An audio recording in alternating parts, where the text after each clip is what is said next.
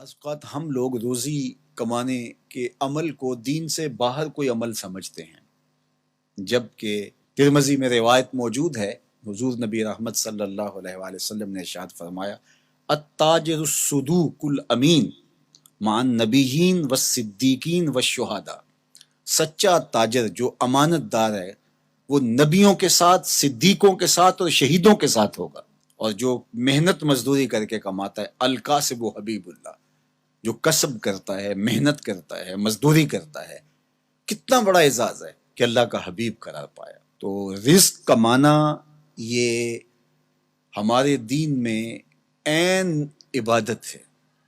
اللہ کے محبوب علیہ السلام نے ایک موقع پہ ارشاد فرمایا ما ودع فی امرہ فہی صدقہ، جو کمائی کر کے لا کے تو بیوی کے منہ میں رکھتا ہے، لقمہ ڈالتا ہے، فرمایا وہ بھی صدقہ ہے، اس کا بھی تجھے صدقے کا ثواب نصیب ہوتا ہے۔ سورہ الجمعہ اٹھائیے، وہاں جب جمعۃ المبارک پڑھنے کی تاکید کی گئی اور کہا کاروبار چھوڑ دو، اور پھر فرمایا جب تم جمعۃ المبارک کی نماز ادا کر لو پھر اللہ کے فضل کو ڈھونڈنے نکلو۔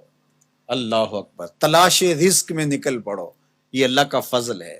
وَأَقِیمُوا الصَّلَاةَ، نماز قائم کرو، وَآتُوا الزَّکَاةَ، اور زکوٰۃ ادا کرو، وَأَقْرِضُوا اللَّهَ قَرْضًا حَسَنًا، اور اللہ کو قرض حسنہ دو۔ کیا کرم نوازیوں کے رنگ ہیں، خود دے کے اور خود کہتا ہے کہ مجھے قرض دے دو، اور پھر فرمایا کہ میں اس کو لٹاؤں گا بھی، ایسے نہیں کہ جتنا تم نے دیا میرے دیے سے دیا اور پھر میں تمہیں اس کو لٹا دوں گا، کہا دگنا کر کے لٹاؤں گا۔ اللہ اکبر۔ تو یہ اللہ تعالیٰ جل شانہ بندوں کا امتحان لیتا ہے، مال دے کر کے بھی امتحان لیتا ہے اور مال سے محروم کر کے بھی اللہ بندوں کا امتحان لیتا ہے۔ کامیاب ہونے والے جب محرومی مال ہوتی ہے پھر بھی کامیاب ہوتے ہیں، اور اللہ کے بندے جب ان کو دولت دی جاتی ہے تو اس میں بھی وہ کامیاب ہوتے ہیں، اور جو ناکام لوگ ہوتے ہیں وہ کسی حالت کے اندر بھی خوش نہیں ہوتے۔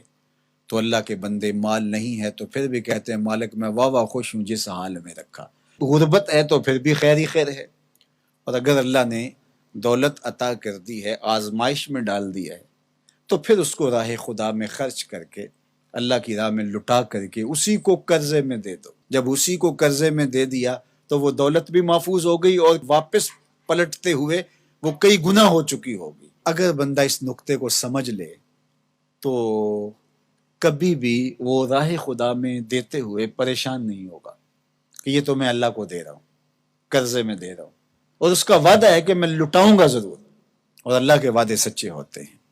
اللہ اکبر۔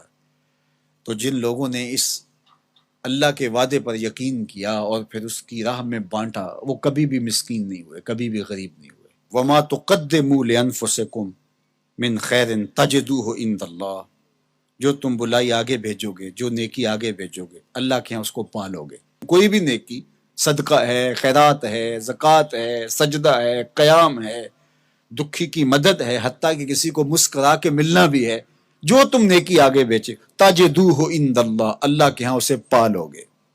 اللہ اکبر۔ حدیث پاک میں آتا ہے کہ جب کوئی بندہ اللہ کی راہ میں خرچ کرتا ہے تو اللہ اس کو یوں پالتا ہے جس طرح تم مینڈا پالتے ہو اور اس کو پال پال کے بڑا جوان کرتے ہو، تو جب تم راہ خدا میں دیتے ہو تو اللہ اس کو یوں پالتا ہے۔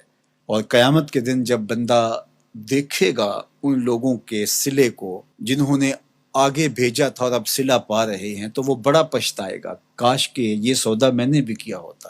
سورہ الفجر کے اندر اللہ تعالیٰ نے ارشاد فرمایا، وہ کہے گا یا لیتنی قدمت لحیاتی، کاش میں نے ساری زندگی ہی آگے بھیج دی ہوتی۔ یا لیتنی کے اندر اس کا جو افسوس ٹپک رہا ہے، وہ کہے گا ہائے افسوس، ساری زندگی اس آخرت کی زندگی کے لیے گزار دی ہوتی۔ لیکن اس دن پھر پچھتانے کا کوئی فائدہ نہیں ہوگا۔ آج